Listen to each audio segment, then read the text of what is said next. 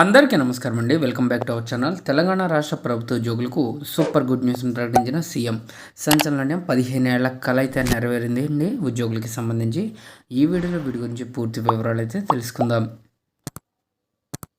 తెలంగాణ రాష్ట్ర ప్రభుత్వ ఉద్యోగులకి సంబంధించి ముఖ్యంగా ఆ ఉద్యోగులకు దసరా కానుక 15 ఏళ్ల కల నెరవేర్చిన సీఎం రేవంత్ అన్న.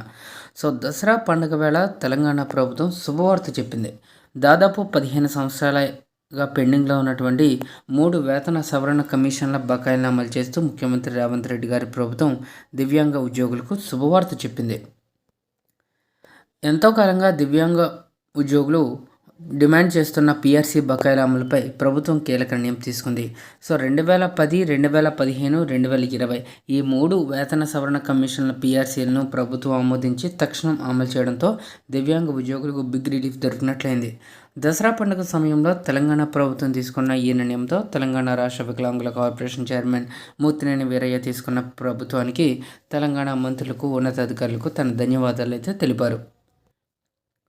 ప్రభుత్వం పీఆర్సీని ఆమోదించడంతో సవరించిన జీతాలు దసరా పండుగకు ఉద్యోగుల ఖాతాల్లో జమయ్యాయి.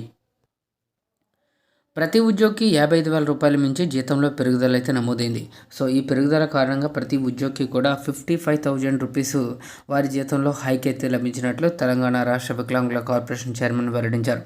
దివ్యాంగ ఉద్యోగులు గత 2 దశాబ్దాలుగా పీఆర్సీ కోసం పోరాటమే చేస్తున్నారు. గత ప్రభుత్వం దివ్యాంగుల డిమాండ్లను పట్టించుకోలేదని, దీనివల్ల వారు తీవ్ర నిరాశతో ఉండాల్సిన పరిస్థితి వచ్చిందని ఆయన పేర్కొన్నారు.